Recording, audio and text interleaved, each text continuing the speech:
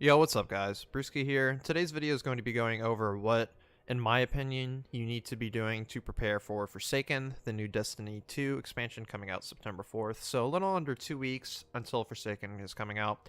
A lot of people are starting their preparations now. Now I just want to preface this video by saying it's very important that you play the game at the speed that you want to. Don't listen to what other people are doing. Don't follow what other people are doing. This is just how I'm going to be preparing. I know this way might not be for everybody, and that's perfectly fine. I highly encourage you to play the game the way you want to play it. So if you want to take it slow, take it slow. If you want to speed through and try and get ready as fast as possible, do that too. I think Destiny offers you multiple ways to play the game, so you can kind of cater it to how you want to. But this is just how I'm going to be doing it. So with that being said, a couple things I've been doing to prepare. Of course, get any weapons and armor you want now.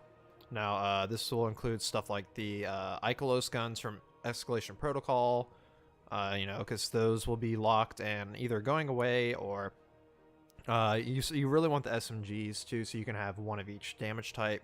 So that'd be Void, Arc, and Solar.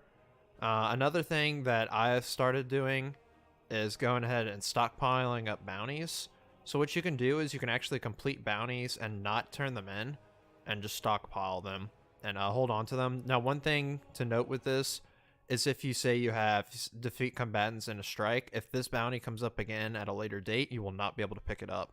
So I think you'll only be able to carry so many of these, but these will give you a good experience, a good chunk of experience as soon as Forsaken launches.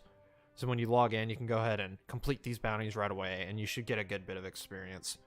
Another thing me and my clan have been doing is stockpiling up mod components, because in case you guys didn't know, the mods we currently have are pretty much going away, and you'll still have them once Forsaken launches, but they're pretty much going to be placeholders, and you're just gonna have to dismantle them anyway. They're not gonna be good for anything. It's long story short.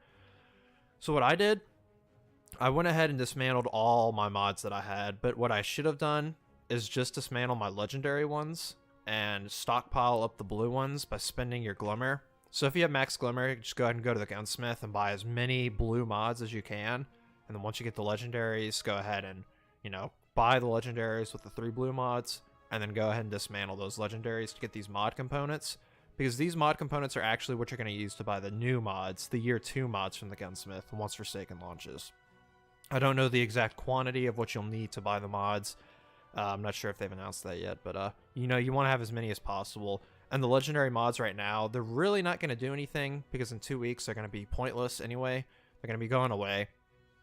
And my tip to everybody right now, we'll get into this later, you want to just be saving all your stuff right now. We're so late in year 1, you don't want to be using anything unnecessarily. So, you don't want to be spending anything that will be of use in Forsaken. So that'll lead us into our next point. You want to be building up your masterwork cores as much as possible.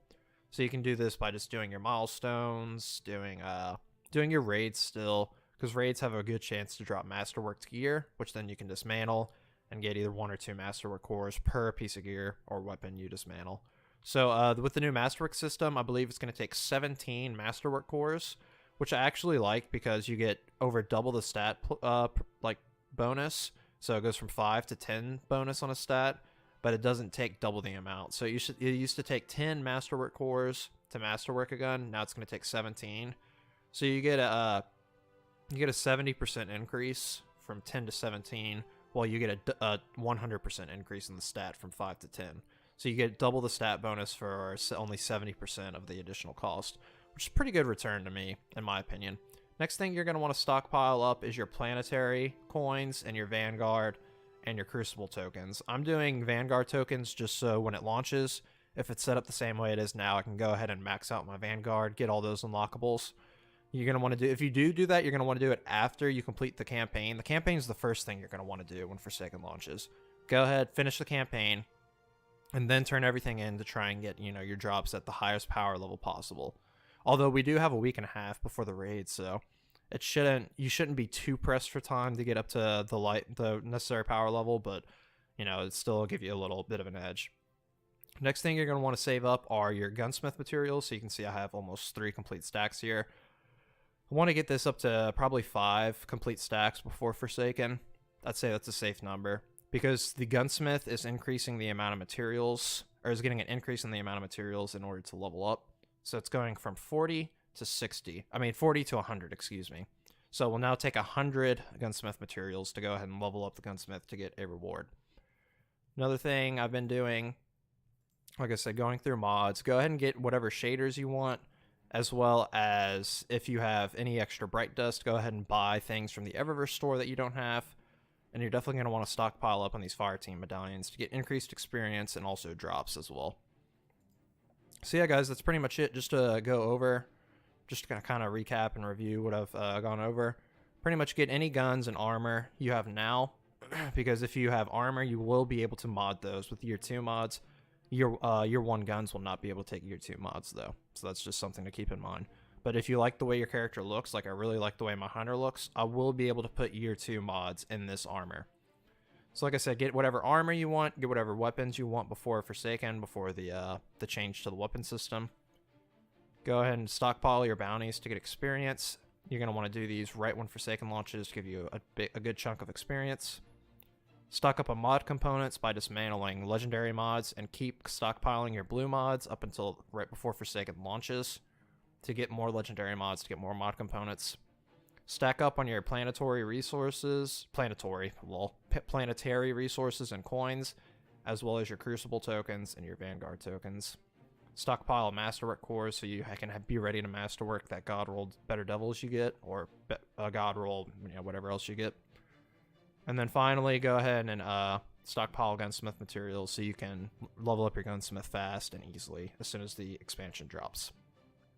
So I hope you guys found this video helpful and enjoyable. Like I said, I highly recommend you play the game at the pace you want to play it.